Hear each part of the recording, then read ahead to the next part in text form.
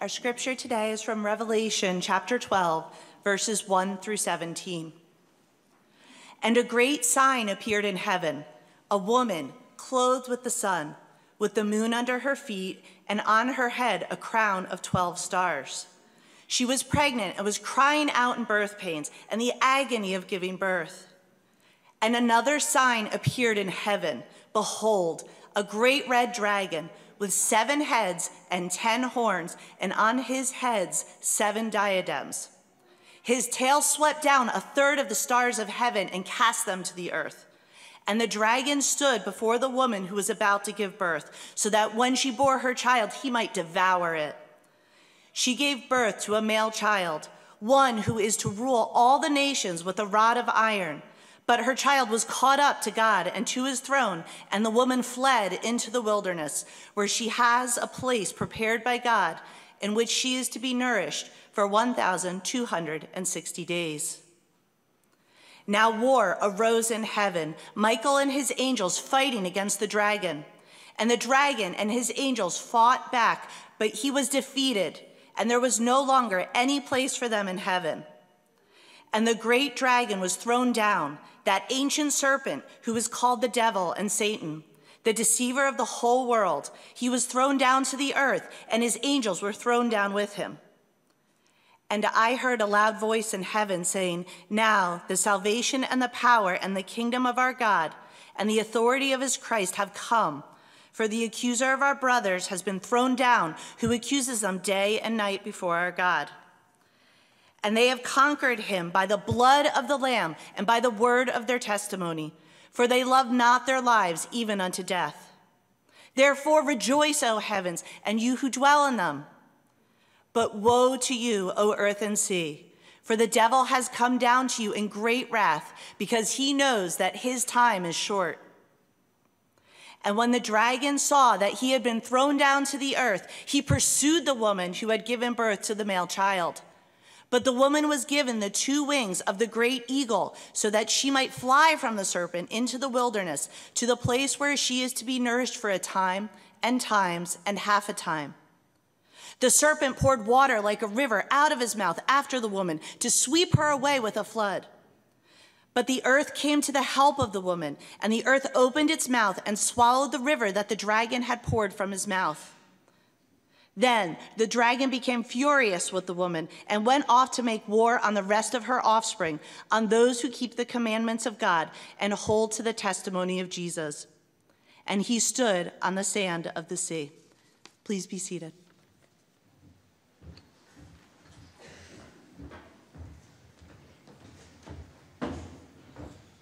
All right, good morning, everybody. All right, ready or not, we're back in the book of Revelation here this morning. I hope you've been looking forward to it as much as I have.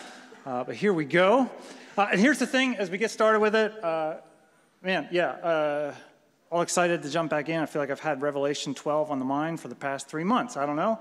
And, so got back into it this week, got the sermon all put together, put the outline out, sent the outline out to all of my grace group leaders. I think I was even communicating with Danny and Nate and Fuzzy over the week, because they're starting up this new grace group on Sunday afternoons, which, by the way, if you're interested, talk to them. And they're going to be working through the sermon. So I was sending them, some of the passages how I'm seeing the passages play out in the next couple of weeks. And I think it was Fuzzy who responded in an email to them and said, yeah, he'll send us his passages and everything like that, but this is Aaron Sussick, and so he's probably going to switch it up at the last minute, and we're not going to know anything. And I don't know if Fuzzy got a word of prophetic premonition at that point in time, but here's the thing. We're not going to make it all the way through chapter 12 like I'd originally intended we were going to do this morning. I don't know if it's because this is just so much in this chapter. And this chapter is like it's a primary text. It's for understanding this whole book of Revelation, or maybe it's just because this chapter has been so influential in my own understanding of what it means to be a part of the kingdom of Christ and what it means to live out that kingdom in today's world. And so as I was going through the sermon this morning, there was just so much, and I found myself almost like rehearsing in triple time, so I could cram everything in that I wanted to get in to say.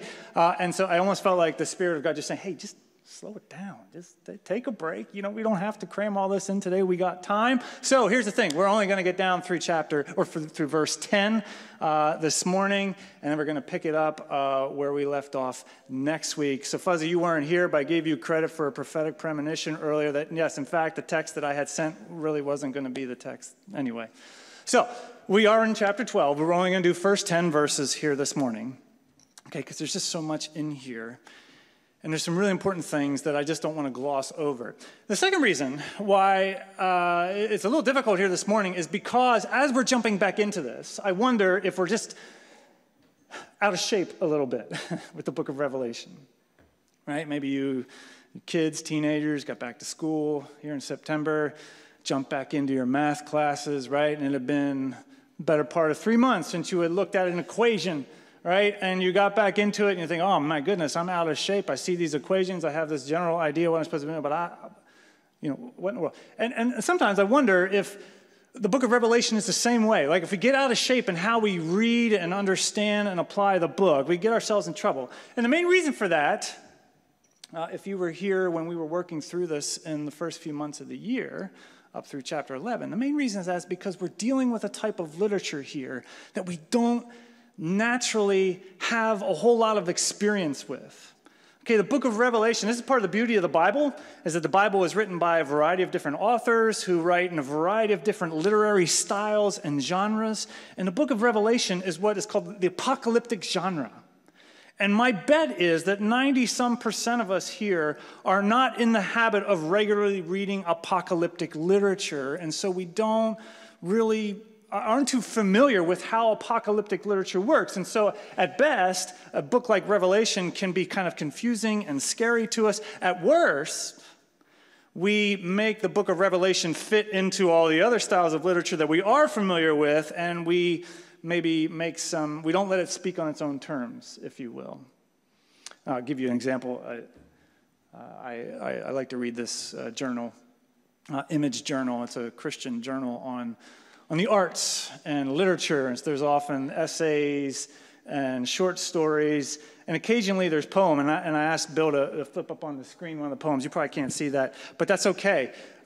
Because here's the thing, right? As I like to think myself sophisticated, so I'll often, read the poetry that's in there as well, too. And so this is one entitled, Tonight If the Fog Does Not Rise. And here's the thing, right? I don't know how contemporary poetry works. I don't know the rules of contemporary poetry. Like, for instance, I don't know why, like in the third line, things are indented a certain way, and then sometimes they're indented a little bit further, or sometimes they're indented back. Or I still haven't figured out why this thing doesn't rhyme. Right? I'm still back in Dr. Seuss poetry, so I have a hard time. So I can read through this poem, and I can recognize maybe, okay, I think I pick up a little bit of a point that the author is making here, and I can see that she's using some rich words and rich imagery, but I really don't know what all she's doing because, again, I'm not too familiar with contemporary poetry, and I don't know the rules. All to say, if there's anybody here who is and would love to give me a crash course, I'd love to do that so I can really not just be a fugazi, but actually be sophisticated when I read poetry. Anyway, okay, that's good enough. You can take that off. But here's the point. The point is, we've got to let the Bible speak on its own terms, and part of that means getting back into shape on how you read this type of literature, which we don't normally read and we're not all that familiar with. So, before we jump in, let me give you three quick reminders about the things that apocalyptic literature is not, or is not, most of the time is not. And I tried to do this by 3 L's to make it a little more helpful for you to remember. Apocalyptic literature, number 1, not always literal. Okay? Very, very important. Apocalyptic literature. Apocalyptic comes from the Greek word apokalypto, which means to reveal.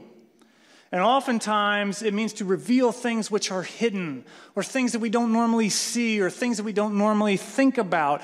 And so apocalyptic literature wants to grab our attention with dramatic pictures and vivid imagery to get our attention, to capture our imaginations, to get us to stop and to think about this image and this picture, okay? So it communicates truth to us through signs and symbols and allegory, okay? And if we force everything to be literal, we're not going to let it speak on its own terms. 2, doesn't always look ahead. I struggle with defining an L word for that. Basically, it's not always dealing with the future. It doesn't always look ahead. And this is another mistake that we often make. We see stuff in the book that looks strange, and we think, I don't see this happening in the world today, or I don't know when this ever did happen in the world, so this must be entirely future stuff. This must be crazy stuff that's going to go down sometime in the future. And here's the thing. The book of Revelation is every bit, if not more so, about the past and the present.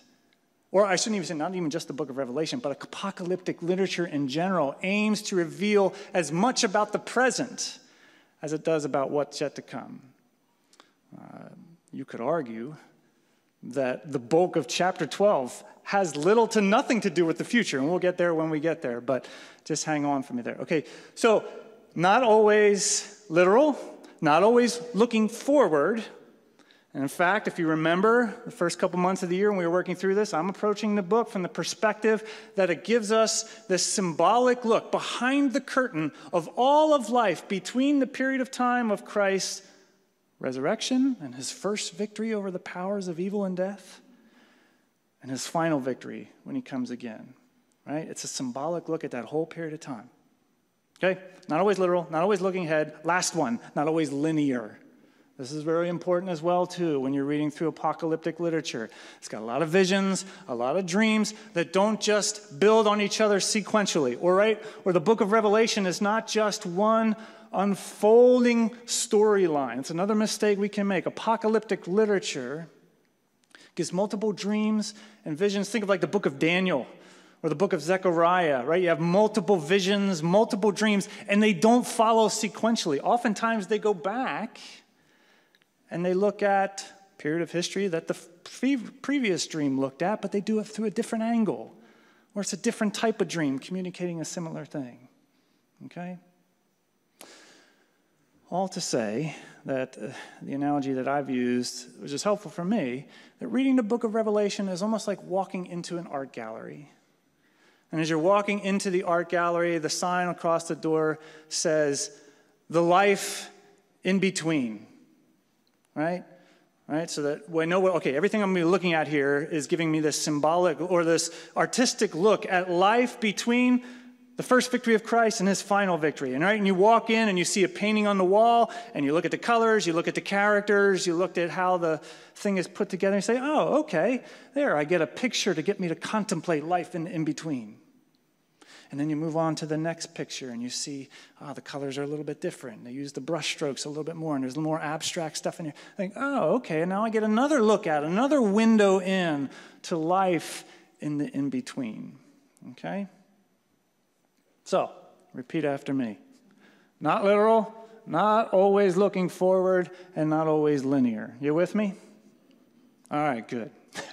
I think we're going to see this in these 2 weeks that we're going to spend in chapter 12, but hopefully that gets us back into shape just a little bit. We'll try to flex those muscles. That's how I do muscle workouts. Just flex it like that. All right, anyway.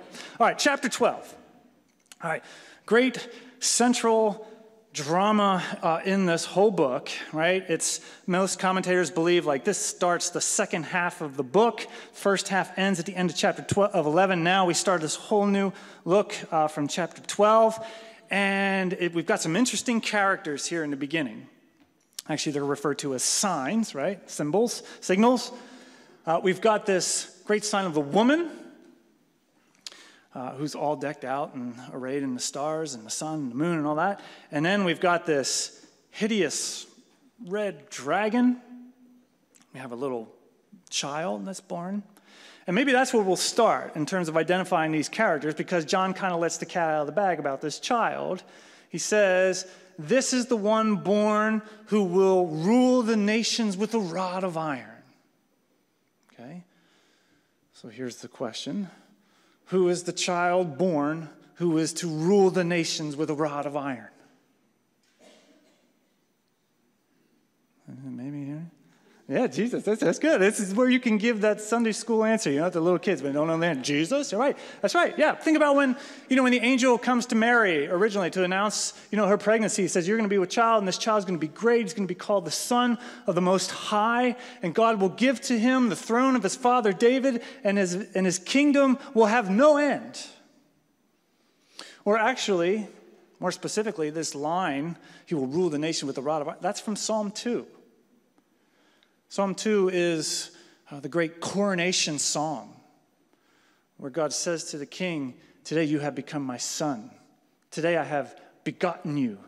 Ask of me, and I will make the nations your inheritance, the end of the earth your possession, and you will rule them with a rod of iron, and you will dash them to pieces as like the potter's vessel. So be warned, therefore, O rulers of the earth. Serve the Lord with fear and trembling. Kiss the Son, lest he be angry and you perish in his way, for his wrath is quickly kindled.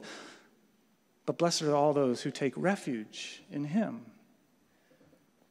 All right? And if by chance you can remember from a few months ago, the book of Revelation actually takes Psalm 2 and applies it to Jesus a couple times. We actually just saw it in chapter 11, 3 months or so ago. Right? So anyway, all right, there's our side. We've got the identity of the child. This is the Messianic king. This is Jesus, right? Okay, which still leads us to the woman. Does this mean the woman, the mother of Jesus, is Mary? Which that is certainly an interpretation out there. Many hold that. And if you're interested in hearing more about that, you can go talk to Raj. Raj and I were driving over to City Team yesterday, and we just got to talking about Revelation 12 a little bit. And he started talking about this woman as Mary. And eventually I said, man, you're going to have to get out of my car because you're messing up my sermon for tomorrow. Because I tend to look at the woman a little bit more broadly as being this symbolic representation of the whole company of the covenant people of God out of which the Messianic king comes. Okay, and part of the reason I do that, there's some connections between the symbolic imagery of the sun or the stars and with Israel in the Old Testament. But more specifically, there are numerous places in the Old Testament, especially in the prophets, where Israel, especially during her time of exile and suffering, she is referred to as a woman in the pains of childbirth.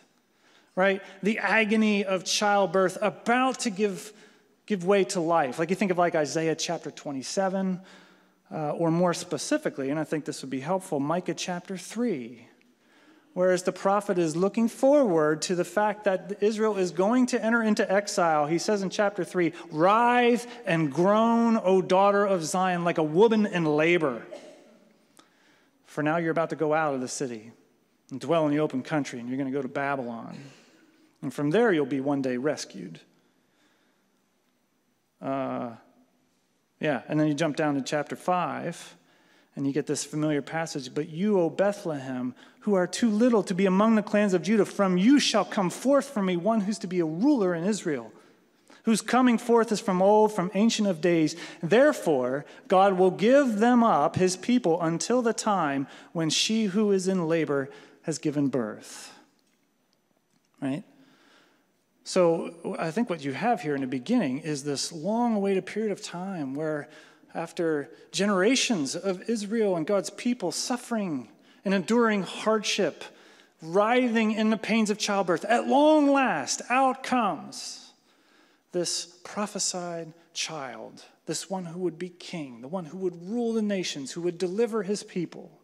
Okay?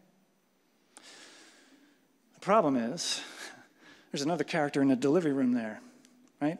There's this hot red dragon, who John also informs us who that is, right? A little bit later on, he calls him, this is Satan, the serpent from old, the great deceiver of the earth, the one whose sole intention in life is to undo all the mighty works of God, whether it's his works in creation, whether it's the works in the lives of his people, or whether it's his works now in redemption, right? And so this dragon somehow is clued in to this baby that's coming, has a pretty important role in this. So he's there, he's in the delivery room, right? The woman is on the bed, and he's there seething.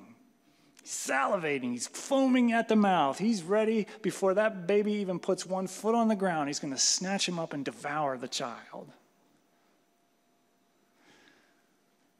But what happens? The child immediately is whisked away to the throne of God. The woman flees into the wilderness. We'll pick that up probably next week, a little bit more. We'll pick up her story later. But the son goes up to the throne, and what happens? War breaks out now in heaven, right? And this dragon, right, as he's in hot pursuit of this child or whatever, now he goes to war. Him and all of his fallen angel hosts go to war with all the angelic hosts of angel, with Michael as the chief commander of heaven's armies, and they fight, and what happens? The dragon is, actually the Greek word is almost like unceremoniously tossed or bounced out of heaven. He's thrown out of heaven. He's falling, tumbling, flailing on his way down to the earth. And as he's thrown out of heaven, right, as we often have happen in the book of Revelation, the choirs start to sing. Right? And what do they sing? Now has the salvation and the power and the kingdom of our God and the authority of his Christ, the authority of his Messiah, the authority of his King has come. All right, let's just pause this for a second. Think with me back to, like Matthew, Mark, Luke, and John, the story of Jesus' life. And think of like the early days of Jesus' ministry, right? What is one of the first things that happens? He gets baptized, his voice comes out of heaven, kind of like Psalm 2. This is my son. Listen to him. And then what's next? He goes out in the wilderness. He's led out in the wilderness by the Spirit to do battle with the enemy, to do battle with Satan. And one of Satan's tactics with Jesus is he takes him up onto a high mountain. Right? And you remember this scene. He shows him all the kingdoms of the world. And he says, hey, Jesus, look, all these kingdoms, they belong to me, but I'll give them to you. They can all be yours. You can have them today. All you got to do is bow the knee to me. You bow the knee to me, and all these kingdoms that belong to me, I'm going to give to you. And we've talked about this before. One of the interesting things is Jesus doesn't refute that. He doesn't say, you father of lies, these are not your kingdoms, they belong to my Father. And he doesn't refute that. All he says is, no, it's written, you only worship the Lord your God. And it's almost like, if you let that story play out through the rest of the Gospels, it's almost like, yeah, there is a problem here, that Satan has this sort of authority, this influence over the nations, and I'm coming to deal with that, right? And it's then at the end point, sort of his life, sort of the climax of his life and ministry, when he's led to that cross, when he's nailed to these beams of wood and he's strung up, and you can imagine Satan is there almost celebrating. I got this Jesus right where I want him. Here he is, hanging on this cross, breathing his last, salivating. I've got him. Right? And as Jesus suffers and he dies and he's buried in the ground, you can imagine for 3 days, Satan and all of his hosts are having this grand old celebration party. Ding dong, the son is dead, the son is dead. I don't know what, right? And then all of a sudden on the third day, Jesus comes walking out of that tomb. And you imagine the dragon turning around, catching a glimpse. And then what happens? After he comes out of the tomb, a short while later, he gathers his disciples together on a hill up in the hill country. And he says to them, all right, boys. This is my paraphrase. All right, boys. Now, what does he say? All power now. All power and all authority in heaven and on earth now belongs to me. So now go and get out in all those nations Satan was pointing to before. Now, because all power and authority has been given to me in heaven and on earth. Now, get out there and go plunder. Go plunder the kingdoms of the dragon. Go plunder and reclaim what's mine and my Father's. Okay?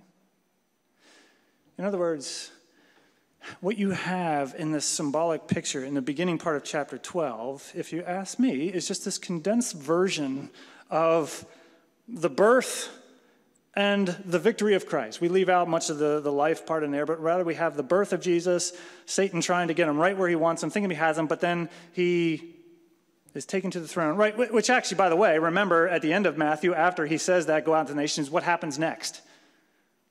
He ascends to the Father. he ascends to the right hand of the throne, right? So it's almost like in the beginning part of chapter 12, we just get a very condensed version of his birth into the world and then his ascension to the right hand, right to the throne, okay? Why doesn't it fill in the rest? If you ask me, it's because that's not the point of the chapter. The point of the chapter is going to come next week when we get there. But for right here and right now, this is the drama that's going on today. The Son has been gathered to the throne. Satan has been kicked out. And so now all the voices say, now the salvation, and now the power, and now the kingdom of our God, and the authority of his Christ. Now it has come. And there's one more part to that line. He says, for the accuser of the brethren has been thrown out. And this is the part that, I felt like I was really rushing over this morning. But this is really significant. Now the accuser of the brethren has been thrown out. Satan is the great deceiver of the world. He's the one who strives to undo all the works of God. He's the great persecutor of the church. But really, from cover to cover, one of his primary roles is he's the accuser of the brethren. And especially in the Old Testament, Satan has this mysterious access to the throne of God, where he can accuse the brethren directly. Like think about the book of Job, right? The book of Job opens up, God's having a conversation with Satan in the heavenly courts. And God says, have you considered my boy Job down there? And Satan's, are you kidding me, Job? Come on. Really? That dude has everything you want. His life is a piece of cake. Let me at him. Let me at him for just a couple of days. Let me take some of that stuff away, and then we'll see how faithful this Job is to you. Or the book of Zechariah, chapter 3, one of the more chilling scenes in the book of Zechariah. You have Joshua, who is the great high priest of Israel, meaning he's the great representative of all the company of Israel. He's the one who's going to make intercession for Israel, who's going to make atonement for their sinfulness, right? And Joshua is standing in the heavenly court before the Ancient of Days on the throne. He's in the Holy of Holies. And the problem is his garments are filthy. It's covered in dirt, muck, scum from head to toe. Which, if you know anything about the Old Testament sacrificial system and all the ceremonial purity rituals that the great high priest had to go through before he could dare enter into the Holy of Holies, like this is not a good look for him. All right, we're imagining this is going to be the end and the guys are going to have to pull him back out on the rope that they send in the priest because he might not make it. Oh, and to make matters worse, in Zechariah 3, as Joshua is standing there in his dirty outfit, guess who's standing at the right hand of God on the throne? The accuser, Satan. And you can imagine him just sort of laughing. Like, come on, this is not even a challenge. This is too easy. Look at this guy. He's covered in filth from head to toe. You're the pure, holy, unstained God. How are you going to let this guy stand in your presence? And he's the mediator. He's the intercessor for God's people. How in the world are you going to, how do you have any relationship with these people? Right? Do you see that? That's his role. Somehow he had access to the right hand of the Father where he could make accusation, right? He's the one who would stand up there and say, really, these people? Are you kidding me? Come on. You know what so-and-so has been thinking about all throughout this past week? Or you know about this person and how consumed they have been throughout the week with their agenda or what they're addicted to or how little they've been giving a care or a thought to you. Or you know about that guy Aaron up front? He's going to be part of your people. He's going to be part of these people that you welcome into your family, that you use to advance your kingdom. You know how often that dude spends more time worrying about establishing and defending his own kingdom than advancing your kingdom? Really, that's the guy? Really, Jesus, you're going to go and you're going to suffer and die for these people? Right, so just catch this scene, right? Do you hear how rich a celebration this is? And can you see why there's this great song, this worship song that's bursting through the courts of heavens? Because now the great dragon, the great accuser of the brethren has been thrown out, so that now throughout all the courts of heaven, there is no one anymore to bring accusation against God's beloved people. In fact, the only one that's there anymore now is the righteous and the obedient one, who now is at the right hand of the Father, who now is interceding and pleading for his people, who's standing there now, and instead of whispering accusation in the ear of the judge, is saying, yeah, those are my people.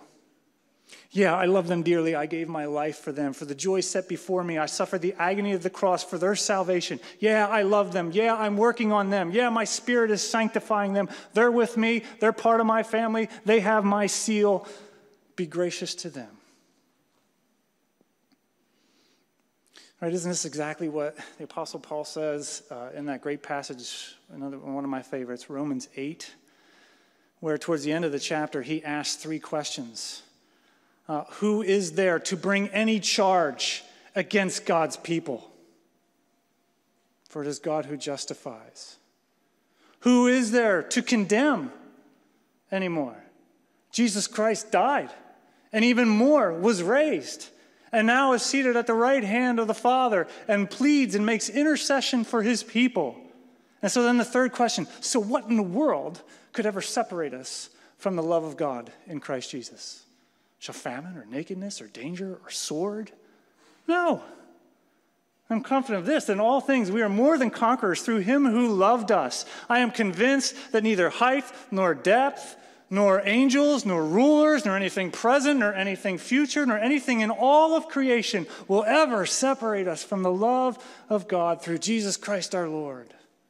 Will ever separate us from the love of God through Jesus Christ, our King, right? The one who has triumphed, the one who has kicked the dragon unceremoniously out of heaven and now rules at the right hand. Can you see why this is cause for such celebration? And that's really, again, I want to just keep plowing forward and get through the rest because there is more to this story. But we're going to pause and we're just going to leave it there for now. I want to leave you with that scene. I want to leave you with the scene of the courtrooms of heaven emptied out of all accusers, and instead the righteous, obedient, loving Son seated victoriously at the right hand of the Father.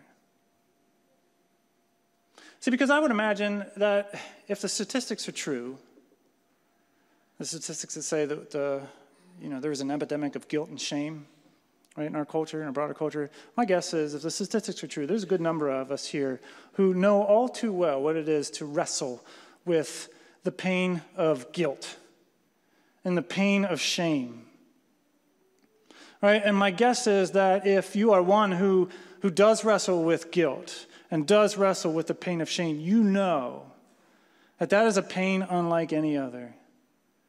And you know that you would just as well prefer to live in any other kind of pain than the pain of guilt and the pain of shame. Right? And if you're here this morning and you're feeling that, and you've been walking through that, man, can you just sit yourself in that heavenly courtroom? You need to do that. You need to do that on a daily basis. You need to sit yourself in that heavenly courtroom. You need to hear those 3 questions ring through the halls, responded by crickets, right?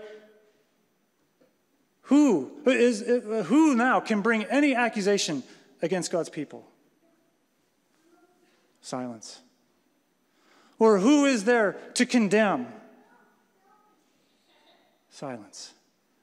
Or what could possibly separate us anymore from the love of God, the eternal covenantal love of God?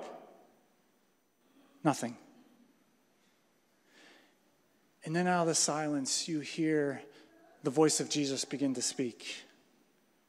Right? The voice of the Lamb who has a mortal wound, right? Who suffered and died in love to be a sacrifice for your sins. The one who speaks with the authority of the Lion of the tribe of Judah, who can roar with that authority. You need to hear this Jesus who has, as all the angels have said, is worthy to receive honor and glory and wisdom and might. Why? Because you ransomed your people from every tongue, tribe, and nation by your blood, and you made them a kingdom of priests.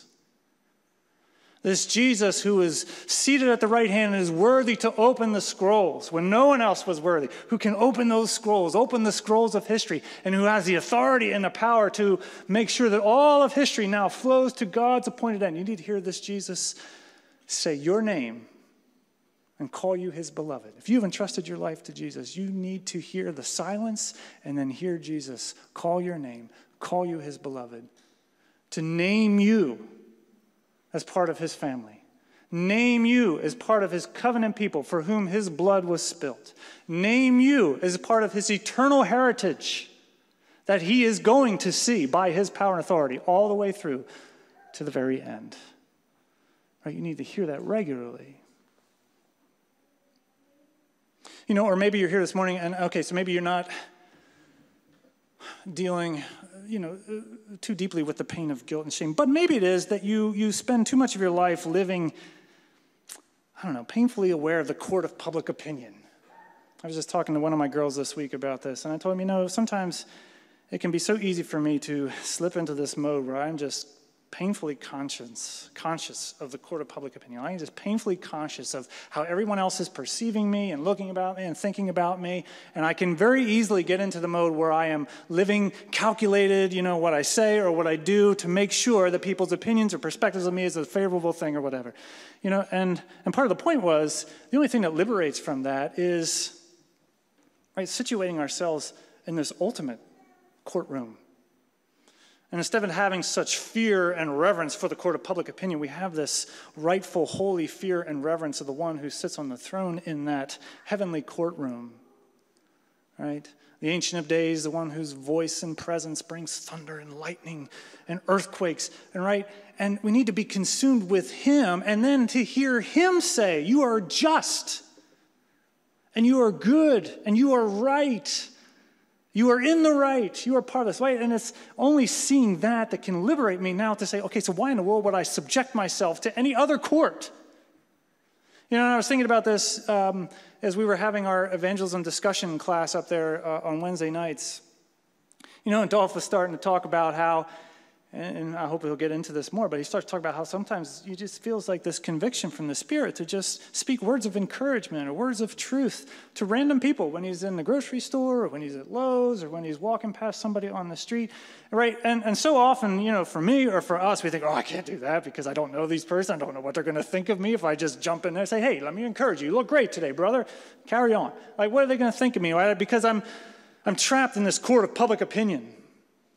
Right, and I think that's partly why we spent so much of our time on Wednesday night just talking about, how is that relationship with the judge, with the king going, right? Because if that's going strong, right, there oftentimes is this liberation from living life in the court of public opinion so that I can more effectively be instruments of God's love and his encouragement. And of course, the last thing I'll say, and we'll close it with this. Hear me out here.